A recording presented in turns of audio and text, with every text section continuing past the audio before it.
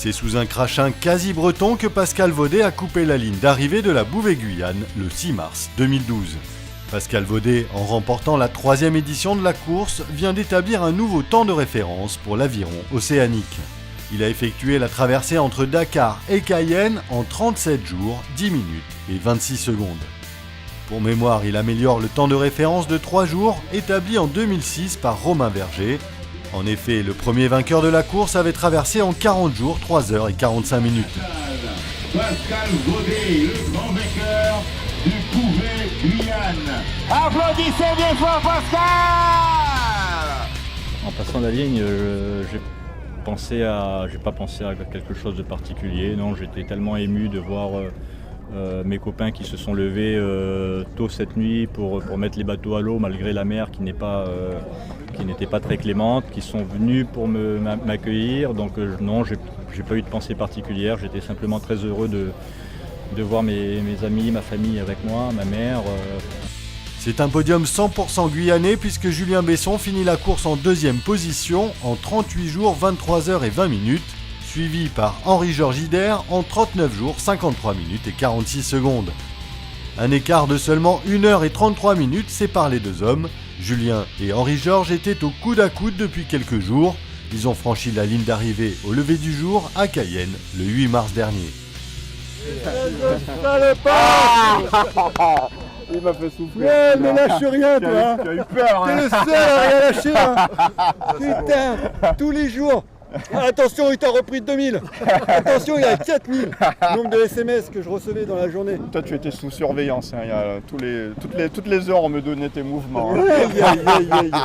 Et tu sais quoi? Et inversement, c'était pareil. Ouais. Attention, Henri-Georges, j'ai passé au 274. Rabat. Bon, je vais faire semblant, il est minuit. Je vais faire semblant de m'arrêter de dormir.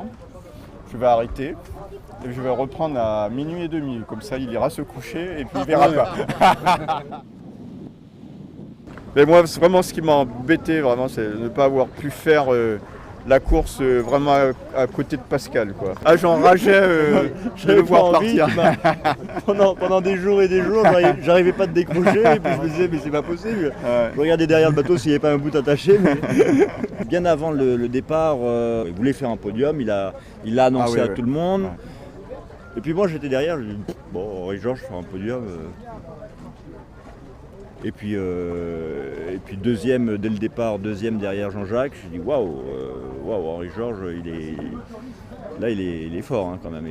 Non, j'étais obligé de faire des heures sup parce que comme j'étais obligé d'être dans un rythme moyen et de me rattraper sur des heures sup. Comme je ne pouvais pas accélérer en fonction de la quantité d'eau que j'avais disponible chaque jour, donc il fallait que je fasse des heures de rame plus longues, quoi. Mais il m'a fait peur. Pendant plusieurs jours, il m'a fait peur parce que je n'arrivais pas à prendre le large. Je voulais m'assurer 24 heures minimum d'avance et puis j'arrivais pas avec un Georges, j'arrivais pas.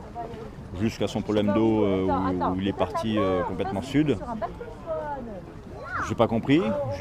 Après, on m'a expliqué qu'il avait un problème de dessal. Et puis c'est mon gouvernail qui avait cassé. Son gouvernail aussi. C'est la barre qui avait cassé. Ouais. Et là, ça a été pour moi le soulagement. Mais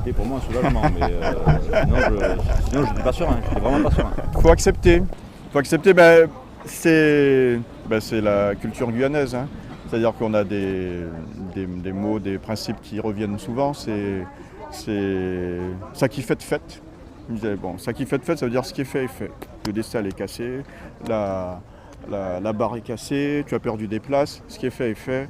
Tu ne vas pas revenir dessus, tu repars. On a un terme qu'on répète souvent, c'est anouet.